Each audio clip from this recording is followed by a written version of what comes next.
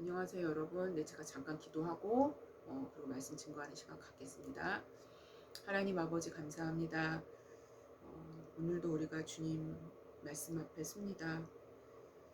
하나님, 우리가 그리고 믿음에 대해서 계속적으로 듣습니다. 아버지, 믿음은 들음에서 말미암는다라고 주님 말씀하셨는데요. 하나님, 우리가 들을 때 우리 귀가 복되게 하여 주시고 우리 마음이 복되게 하여 주시사 하나님 깨달을 수 있는 마음, 또 믿음을 하나님께로부터 내려오는 그 믿음을 어, 받을 수 있는 그러한 시간이 될 수 있도록 주님 역사해 주시길 원합니다. 하나님뿐만 아니라 하나님, 우리가 반드시 두려워해야 될 것을 두려워하고 반드시 두려워하지 말아야 될 것을 두려워하지 않는 것이 믿음임을 하나님 우리로 알게 하여 주시옵소서. 하나님께서 우리가 성경적인 믿음의 초석을 쌓을 수 있는 그런 우리 모두가 될 수 있도록 주님 역사하여 주시기를 원합니다.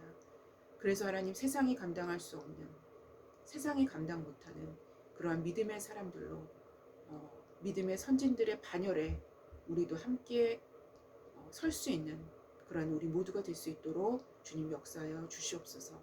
감사하며 예수님의 이름으로 기도했습니다. 아멘. 네, 감사합니다. 네, 오늘도 성경적 믿음의 사례 15번째 시간을 갖고자 합니다. 네, 히브리서 11장 27절입니다. 네, 히브리서 11장 27절. 네, 제가 한번 봉독하고 말씀 증거하겠습니다. 네, 믿음으로 애굽을 떠나 왕의 노함을 무서워하지 아니하고 곧 보이지 아니하는 자를 보는 것 같이 하여 참았으며. 네, 라는 본문입니다. 네, 모세에 관한 내용을 계속적으로 지금 듣고 있죠, 그렇죠? 네. 어느 날 처칠 수상이 시간에 쫓겨서 운전기사에게 막 속력을 내라고 명령했습니다. 네. 운전기사는 다른 자동차들보다 훨씬 이제 빠르게 막 밟아서 엄청나게 빠른 속도로 달리고 있었어요. 네. 근데 교통경찰관이 이거를 발견한 거예요. 그리고 수상을 태운 자동차가 과속으로 달리는 것을 보고 재빨리 차를 세우라고 신호를 보냈습니다. 네. 면허증 제시를 요구하는 경찰관에게 운전기사는 아주 당당하게 수상께서 타셨소 라고 말을 했죠. 네. 경찰관은 알고 있어. 그러나 과속은 과속이요. 딱지를 붙여야겠어. 이렇게 얘기를 한 거예요. 네. 딱지를 떼겠으니 벌금을 물도록 하십시오. 이렇게 얘기를 한 거예요. 네. 이 경찰관도 아주 대단하죠. 그렇죠? 네. 이렇게 말을 했습니다. 경찰관이 끄덕도 하지 않자 아주 끄떡도 하지 않자 이번에는 처칠이 직접 나선 겁니다. 네. 이봐, 내가 누구인 줄 알아? 라고 언성을 높여서 얘기를 했습니다. 네. 그러자 경찰관은 예, 얼굴은 우리 수상 각하와 비슷합니다. 그런데 법의 책무를 지키는 데 있어서는 전혀 비슷하지 않습니다. 라고 아주 당돌하면서 천연덕스럽게 말하면서 딱지를 뗀 거예요. 네. 네. 처칠은 의회에서 업무를 마치고 올라와서 경시총감을 불렀습니다. 그리고 딱지를 뗀 경찰관을 징계하기 위해서가 아니라 우리나라 같았으면 징계를 했을지도 모르겠어요. 네. 징계를 하기 위해서가 아니라 격려하기 위해서였습니다. 격려하기 위해서 그를 경찰관을 징계하기 위해서가 아니라 격려하기 위해서 경시총감을 이제 불렀던 거예요. 그는 자초지정을 설명한 뒤에 그 경찰을 찾아서 특진시킬 것을 명령했어요. 놀랍지 않습니까, 여러분? 네. 그러나 경찰은 과속차를 적발했다고 하여 특진시키는 규정이 없다고 하면서 오히려 그 특진을 거절한 것입니다. 네. 처칠도 굉장하고요. 네, 이 경찰관도 굉장합니다. 네. 여러분, 대단한 수사관과 대단한 경찰관은 분명한데요. 이들의 사고와 가치관은 굉장히 성경적입니다. 굉장히 성경적이에요. 성경을 아주 많이 닮은 부분을 우리는 쉽게 발견할 수 있습니다. 성경은 사람을 두려워하지 않고 하나님의 법, 하나님의 말씀을 경외하는, 두려워하는 그 베이스가 깔려있기 때문이죠. 그게 바로 성경적 세계관의 중요한 부분을 맡고 있습니다. 20세기의 가장 위대한 역사가들 가운데 한 사람이었던 아놀드 토인비. 토인비 여러분 잘 아시죠? 네. 토인비는 18세기에 프랑스는 유혈혁명으로 수많은 사람들이 죽임을 당하고 인권이 유린되고 폭력과 가난이 그로 말미암아서 난무했지만, 영국은 무혈, 피를 흘리지 않은 무혈의 조용한 영예혁명으로 인권이 신장되고 국가가 번영했으며 오히려 사회가 안정되었을 뿐만 아니라 18세기, 19세기에서 세계 최강국으로 우뚝 설 수 있었다라고 그는 언급했어요. 그런데 바로 이렇게 큰 차이를 갖고 올 수 있었던 것에 대해서 토인비는 이렇게 진단을 해요. 웨슬리의 영적 운동의 결과로 진단을 합니다. 곧 하나님을 진실하고 정직하게 섬기며 그분을 두려워할 줄 아는 사람들을 통해서 위대한 기적을 이루신 것이라 말씀드릴 수 있습니다. 최초의 인간인 아담 이후로 인류는 원죄의 죄성을 갖고 있습니다. 그러한 죄의 뿌리는 인간으로 하여금 두려워하는 감정, 이 두려워하는 감정 자체도 다 하나님이 만드신 거죠. 그렇죠? 하나님이 모든 걸 창조하셨습니다. 근데 이 두려워하는 감정도 하나님이 만드신 거예요. 근데 하나님 그 죄의 뿌리로 인해서 인간으로 하여금 이 두려워하는 감정 역시 이 죄로 말미암아 왜곡된 거예요. 이 죄로 말미암아 변질된 것입니다. 인간의 감정 역시 하나님께서 만드셨지만 인간의 죄로 말미암아 인간의 감정 역시 다 뒤틀리고 왜곡되고 변질되어진 것이죠. 네. 그런데 그 많은 감정들 중에서도 또 특별히 오늘은 인간이 두려워하는 이 감정 역시 마찬가지로 왜곡되고 변질되어졌다는 것을 제가 말씀드리고 있는 것입니다. 근데 오히려 예수님은 두려워하는 감정 자체를 바로 이렇게 보시는 거예요. 그래서 예수님은 두려워하는 감정 자체를 악하게 보시기보다 두려워하는 대상의 바뀜, 두려워하는 대상이 바뀌어지고 왜곡됨을 악하게 보신 거예요. 무슨 의미인지 아시겠죠? 네. 그렇기 때문에 예수님은 이렇게 말씀하셨어요. 누가복음 12장 4절부터 5절 이하에 예수님은 내가 내 친구 너희에게 말하노니 몸을 죽이고 그 후에는 능히 더 못하는 자들을 두려워하지 말라. 마땅히 두려워할 자를 내가 너희에게 보이리니. 여기서 예수님께서는 마땅히 두려워할 자가 있다라는 것입니다. 마땅히 두려워해야 될 두려움이 있다라는 것입니다. 마땅히 두려워할 자를 내가 너희에게 보이리니 곧 죽인 후에 또한 지옥에 던져 넣는 권세 있는 그를 두려워하라. 내가 참으로 너에게 이르노니 그를 두려워하라. 라고 말씀하시고 계시기 때문입니다. 예수님께서는 마땅히 두려워해야 될 것을 두려워하라고 3번이나 반복해서 아주 강력하게 강조해서 말씀을 하십니다. 두려워하라, 두려워하라, 두려워하라. 누구만을 두려워해야 합니까? 바로 전능하신 하나님만을 두려워해야 된다는 의미입니다. 마땅히 두려워할 자를 두려워한다면 인간은 올바른 방향을 찾게 되며 그제서야 인간은 올바른 방향을 찾게 됩니다. 또 그로 인해서 인간의 인간됨이 유지될 수 있게 되는 것입니다. 인간의 인간됨을 유지할 수 있게 되는 것은 마땅히 두려워할 자를 두려워할 때입니다. 성경은 그래서 올바르게 두려워하는 것을 올바르게 두려워하는 것, 마땅히 두려워하는 것, 마땅히 두려워해야 될 것을 두려워하는 것을 하나님을 경외한다라는 의미로 표현하고 있습니다. 그러나 뒤바뀌고 왜곡된 두려움은 오히려 인간을 파멸로 이끕니다. 굉장히 이거 무서운 것입니다. 그리고 올무에 빠지게 만듭니다.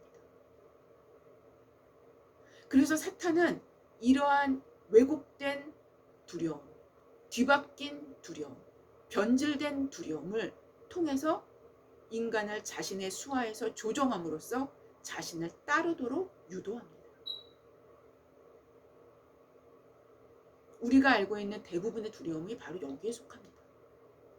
대부분의 두려움. 아담 이후로 인간에게 허락된 정당한 두려움은 오직 하나님에 대한 두려움뿐이라 말할 수 있습니다. 그 외의 두려움들은 인간들을 더욱 죄되게 만들 수 있는 가속력을 붙게 만들어요. 이 두려움. 그러나 하나님의 말씀과 계명에 대한 두려움, 즉 경외함은, 하나님 경외함은 인간의 생명을 구원하게 합니다. 그로 죄를 멀리하게 만들며 더 나아가 죄를 미워하게 만듭니다. 여러분, 이 말씀이 잠언서에 꽉 들어차 있어요. 잠언서는 무엇인가요? 지혜 문학이에요. 그래서 지혜의 근본이 하나님을 경외하는 겁니다.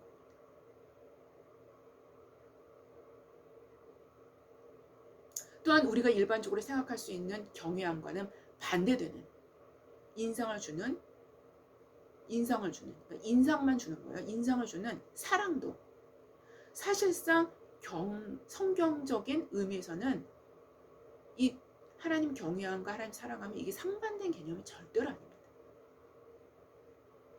여러분, 상반된 개념이라고 생각하는 것 자체가 성경을 모르는 거예요. 인간이 생각하는 사랑의 개념만으로는 절대로 성경적인 사랑의 선명한 그림을 그릴 수가 없습니다.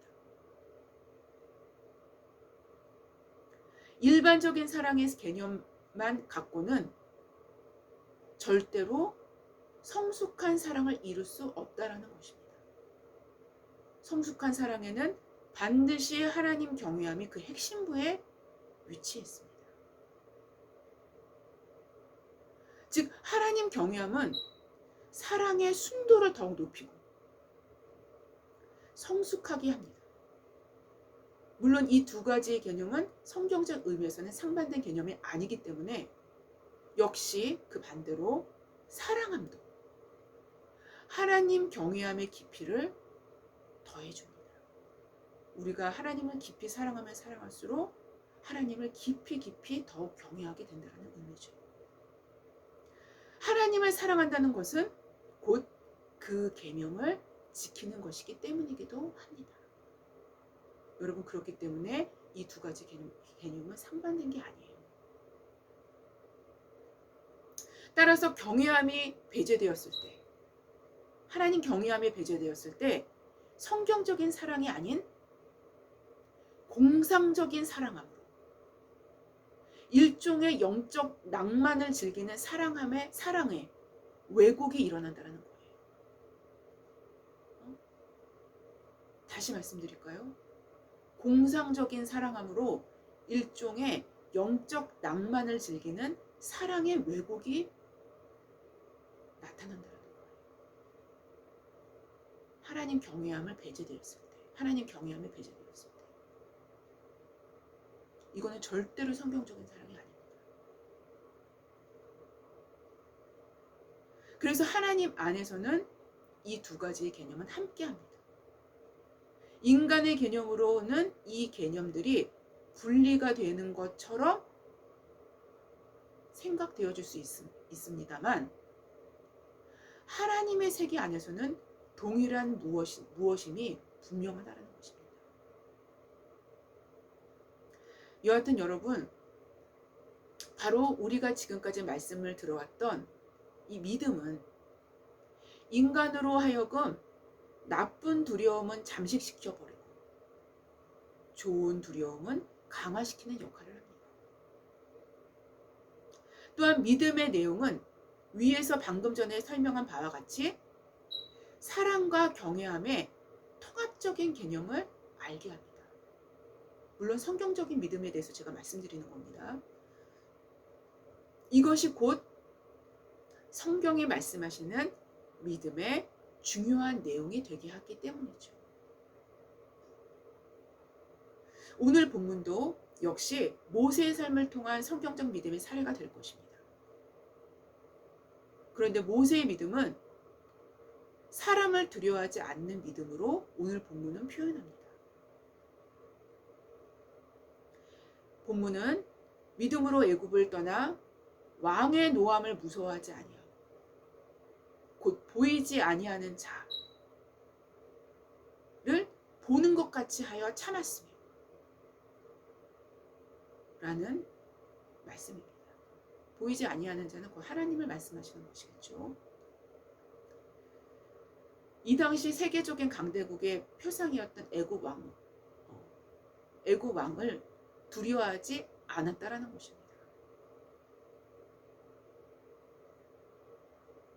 일종의 신으로 섬김을 받고 있는 살아있는 신, 바로죠. 살아있는 신을 그가 무서워하지 않았던 분명한 이유는 바로 애굽의 왕보다 더 큰 권세를 갖고 있는 하나님을 두려워했다라는 것입니다. 인간이 어떤 것을 두려워하지 않을 수 있는 정확한 이유는 그 어떤 것보다 더 큰 존재를 경외함으로 두려워할 때만이 가능합니다. 즉 인간이 사람이나 그 외의 다른 피조개를 지나치게 두려워한다는 것은 하나님을 두려워하지 않거나 혹은 인식조차 하지 못하기 때문임을 암시한다는 것입니다. 하나님을 진실로 두려워할 때 우리는 모든 것에서 균형이 맞춰집니다. 그리고 인간의 인간됨이 되찾아지게 됩니다. 그래서 오늘 본문 하반절에는 보이지 아니하는 자, 즉 하나님에 대한 믿음을 소개하고 있는 이유는 모세가 애굽의 왕보다 어떤 피조개보다 하나님을 경외함으로 두려워했음을 말씀해 주시고 계신 것입니다. 모세는 인생에서 두 차례에 걸쳐 애굽을 떠나게 되죠. 첫 번째는 40세의 애굽인에게 핍박을 받는 동족을 구원하기 위해서 애굽인을 쳐 죽인 후에 바로의 낯을 피해서 바로의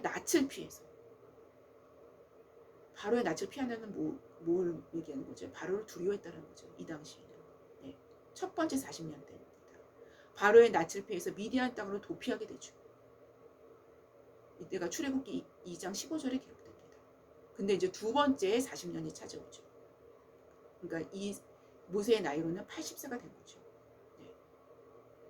두 번째는 80세에 그의 믿음이 더욱 완숙해지고 하나님의 사명을 받아 동족을 구원하기 위해서 애굽 땅으로 다시 와서 하나님의 부르심 때문에 다시 와서 애굽 왕을 두려워하지 않고 민족을 이끌고 출애굽을 하게 됩니다. 첫 번째 40년과 두 번째 40년에는 얼마나 이 믿음이 더 많이 성장해 있음을 우리는 보게 되죠. 즉 떨기나무에서 스스로 있는 자의 현존을 목격한 이후에 모세의 믿음이 더욱 완숙해질 때 그는 애굽 왕을 두려워하지 않고 더 권세 있는 자, 더 권능 있는 자, 즉 창조주 하나님을 두려워하고 더 그를 경외하게 됐다라는 것입니다. 바로 오늘 본문에서 보이지 아니하는 자를 보는 것 같이, 보이지 아니하는 자를 보는 것 같이라는 표현을 발견할 수 있는데요. 이것이 정확히 믿음의 본질임을 우리는 지금까지 확인했어요. 믿음은 보이지 않는 것을 보는 것과 같이 여기는 것. 아니, 더 나아가 그것이 본질적 실체임을 아는 것입니다. 보이지 않는 것은 보이는 것을 보이게끔 하는 원인자라는 것이죠. 바로 모든 좋은 것의 원인자는 하나님이심을 아는 것이 믿음이라는 것입니다. 이런 원인자 되신 하나님을 알았기에 그는 애굽의 왕을 두려워하지 않을 수 있었고, 또 보이지 않는 상황에서도 보는 것처럼 참을 수 있었음을 오늘 본문은 말씀하시고 계시는 것입니다. 보이지 않지만 보는 것을, 보이지 않지만 모든 것을 보시는 권세 있는 관찰자.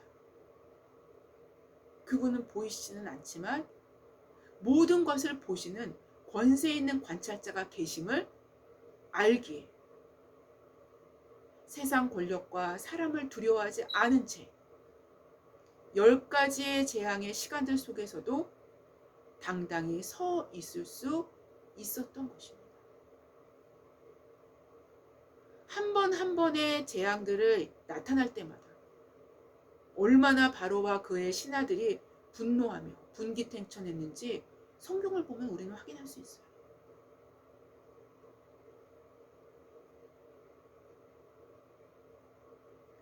그 막강한 권력 앞에서 무엇으로 맞설 수 있었겠습니까? 오직 보이지 아니하는 자를 보는 것 같은 믿음에서 그 믿음으로 맞설 수 있었던 것입니다. 애굽의 술사들의 모방술, 애굽의 술사들이 막 모방을 하죠. 하나님의 권능을. 이거는 지금도 마찬가지입니다. 여러분, 사탄도 하나님의 권능을 모방할 수 있어요. 애굽의 술사들의 모방술과 그에 따른 바로의 강팍함과 교만 앞에서 오직 보이지 아니하는 자를 보는 것 같은 믿음으로 맞섰다라는 것입니다. 그러한 믿음으로 맞섰다라는 거예요. 하나님은 모세를 통해서 애굽의 10가지 재앙으로 대변되는 애굽의 대표적인 10개의 신들을 하나하나의 10개의 신들이 하나하나에게 심판을 내리실 때까지, 그 10가지의 재앙은 애굽이 섬기고 있었던 10가지의 신을 상징합니다. 그렇죠? 그 신들 하나하나에게 심판을 내리실 때까지, 그래서 그 신들에게 심판을 완전히 선언하실 때까지 하나님의 능력의 팔은 내려오지 않았습니다. 바로 우리의 현실적인 믿음은 여기에 있는 것입니다. 현실에서 전혀 보여지지 않는 자, 보이지 아니하는 자를 보이는 것 같이 하는 것, 보이는 것 같이 철저히 내 현실 앞에 두는 것, 이것이 히브리서가 말씀하시는 믿음인 것입니다. 사람들이 불법에 동조할 때, 그러나 현실 앞에 하나님을 두는 것이 믿음인 것입니다. 이 믿음은 우리로 세속과 타협할 수 없게 만드는 것입니다. 사람들이 불의한 방법을 모색할 때, 그 집단적 생각들의 한복판에서 하나님을 모시는 것입니다. 이것이 믿음인 것입니다. 이 믿음은 우리로 제가 방금 말씀드렸듯이 세속과 타협할 수 없게 합니다. 사람들이 더 높은 사람을 두려워할 때, 그래서 결국 그 두려움이 불의한 방향으로 자신을 방임하도록 하는 위험에 처해지게 할 때, 바로 이때가 마땅히 두려워할 자를 두려워해야만 할 때라는 것을 그리스도인들은 기억해야만 합니다. 하나님을 두려워하지 않는다면 빛과 소금의 사명은 허울 좋은 슬로건뿐이 될 수가 없는 거예요. 하나님을 두려워할 때 그때서야 참된 빛과 소금의 삶을 살기 시작하게 되는 것입니다. 사실상 우리 시대의 그리스도인들이 회복해야 할 가장 중대한 문제 중에 하나라고 저는 생각을 합니다. 성경적 사랑은 우리로 정확히 하나님을 경외함으로 두려워하게 합니다. 그래서 그리스도인 한 사람이 서 있는 바로 그 자리가 사회개혁의 단초 한계가 시작되는 바로 그 자리가 되게 되는 것입니다. 사람을 두려워하기보다 현존하시는 하나님을 두려워하는 것입니다. 하나님의 법을 두려워하는 것입니다. 이것이 인류 역사상 도래했던 모든 개혁의 핵심부에 존재하는 믿음인 것입니다. 바로 종교개혁을 일으켰던 루터의 믿음의 한복판에 이 믿음이 정확하게 있었던 거예요.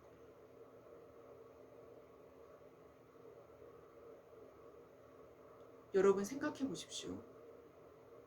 모세는 하나님을 경외했기 때문에 하나님의 명령에 순종했던 것들이 바로의 눈에는 건건마다 미운 털이 박히는 일들 뿐이었었어요. 바로와 그의 신하들을 격분케 만드는 일들이었을 뿐이었어요.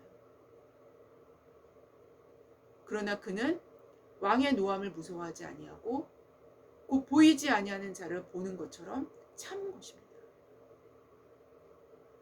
이 사명을 친히 감당했던 모세의 입장에서 생각해 본다면 참음이라는 표현이 굉장히 적절해요. 오늘 본문에서는 참음이라고 표현을 하죠. 그렇죠? 네. 참음이라는 표현이 적절하게 되어지는 것입니다. 사도들의 행동 역시 정확히 동일합니다. 사도행전 4장 18절부터 19절 이하에는 베드로와 요한이 공회 앞에서 말한 내용을 기록하고 있죠. 즉 이스라엘 최고 권력의 수뇌부에서 말한 것입니다. 산헤드린 공회, 바로 그 핵심부를 가리켜서 얘기한 거예요. 그 수뇌부를 향해서 말한 것입니다. 사도들이 어떻게 얘기한 줄 아십니까? 그들을 불러 경고하여 도무지 예수의 이름으로 말하지도 말고 가르치지도 말라 하니 베드로와 요한이 대답하여 이르되 하나님 앞에서 너희의 말을 듣는 것이 하나님의 말씀을 듣는 것보다 옳은가 너희 스스로 판단해 보라는 것입니다.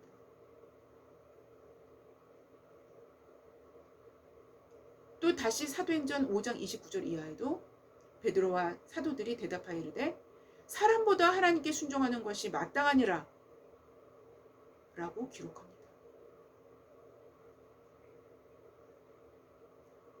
여러분, 인간 사회의 부정과 불의와 불법은 변할 수 없는 것입니다. 왜냐하면 인간 자신의 내부에서부터 이 모든 것을 발산하기 때문이에요. 인간 자체가 변하지 않는 이상 사회는 변할 수 없어요. 아무리 좋은 사회적 시스템이 등장한다 하더라도 그 시스템을 작동하는 것은 결국 인간 자신이기 때문이에요. 인간 사회를 변화시키고 개혁할 수 있는 것은 인간 외부로부터만 와야 해요. 인간 외부에서부터만 와야 합니다. 바로 근데 그것은 곧 하나님의 말씀으로만 가능하다라는 것입니다.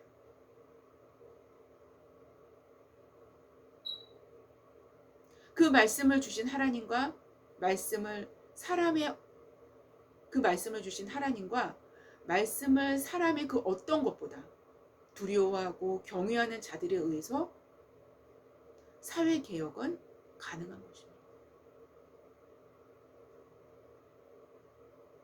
그래서 토인비가 웨슬리의 개혁을 그렇게 중요하게 본 것입니다.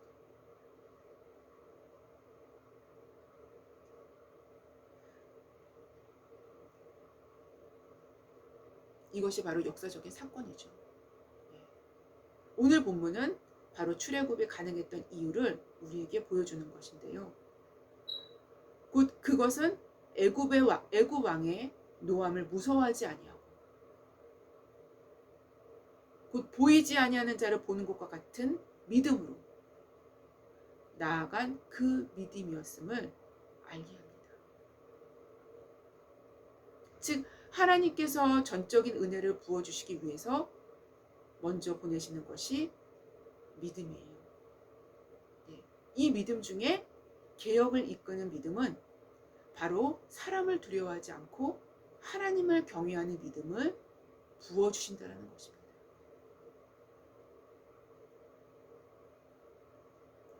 한국 사회는 처칠과 같이 개인적인 권력과 힘의 어떠함과 상관없이 옳은 일은 옳게 볼 수 있는, 옳은 일을 옳게 볼 수 있는 가치와 그 경찰관과 같이 사람을 두려워하지 않고 아부하지 않는 법과 정석을 지켜나갈 수 있는 그 가치를 소유한 사람들이 절실히 필요할 때입니다. 즉 다시 말한다면 처칠과 같은 사람이 필요하다는 거예요. 어떻게 보면 영국의 가장 최고의 권력자입니다. 그럼에도 불구하고 그는 자기를 향해서 어떻게 그 사람 입장에서는 버르장머리 없이 얘기하는 그 한낱 경찰관에 불과한 사람의 말을 존중했고 그를 특진까지 시키기 위해서 사람에게 명령했습니다. 여러분 이 사람 대단한 사람입니다. 처칠과 같은 사람이 필요하고 또한 경찰관과 같이 세상 권력을 두려워하지 아니하고 법대로 처리할 수 있는 그러한 사람이 필요하다는 것입니다. 여러분 이 모든 베이스에는 사실상 영국 같은 경우에는 이 모든 베이스에는 기독교적인 세계관이 굉장히 깊이 깔려 있는 것입니다.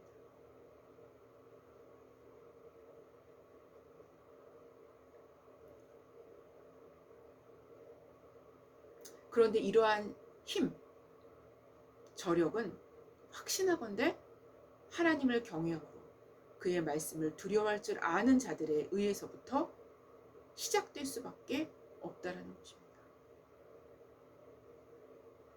이 모든 것, 처칠과 그 경찰관의 가장 베이스는 바로 하나님 경외함에 있는 것. 왜냐하면 이러한 자들에게 주님은 사람을 두려워하지 않을 힘과 저력을 공급해 주시기 때문입니다. 하나님을 경외하는 자에게 사람을 두려워하지 않을 힘과 저력을 공급해 주셔요. 예수님을 나의 주와 나의 하나님으로 섬기시는 여러분, 창조주를 나의 하나님과 나의 주로 섬기시는 여러분, 그 전능하신 하나님이 진짜 여러분의 주가 되셨습니까?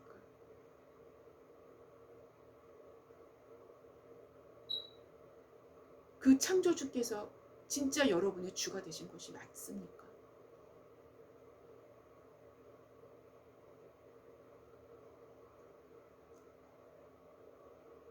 여러분은 그리고 지금 저는 누구 앞에 서 있는지 우리는 확인해 봐야 합니다. 우리는 거짓과 불법을 전파하는 자들이 아닌 진리와 적법을 전파하는 자로서 부르심을 받았습니다.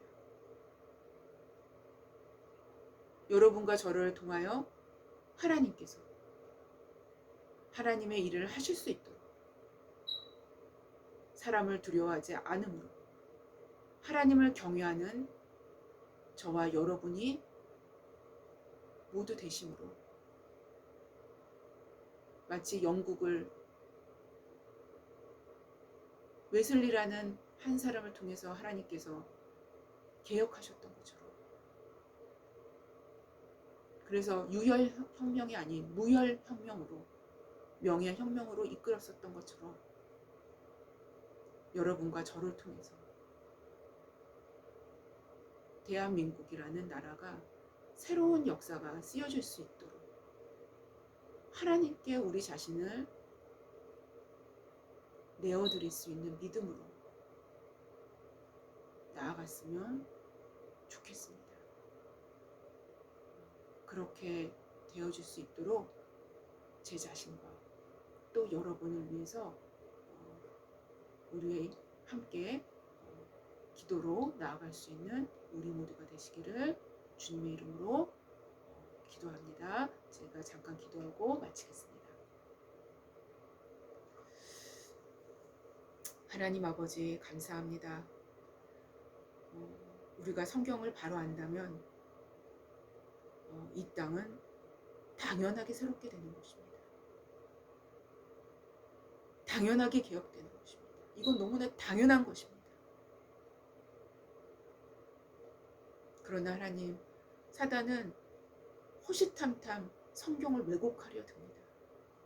호시탐탐 진리를 왜곡하려 듭니다. 그래서 마치 모든 것이 제자리에 있지 아니하고 변질되고 변색되고 왜곡된 상태로 하나님, 이 시대의 사람들을, 이 시대의 그리스도인들을 속이고 있습니다. 하나님 아버지, 우리에게 진리의 말씀으로 우리를 새롭게 하여 주시사 우리가 나아가야 할 방향을 우리에게 허락하여 주시고 또한 믿음을 부여하여 주시사 우리에게 역동적으로 하나님의 말씀에 믿음으로 순종할 수 있는 우리 모두가 될 수 있도록 주님 역사하여 주시옵소서. 그러한 우리 모두가 될 수 있도록 주님 함께하여 주시옵소서. 감사하며 예수님의 이름으로 기도했습니다. 아멘. 감사합니다.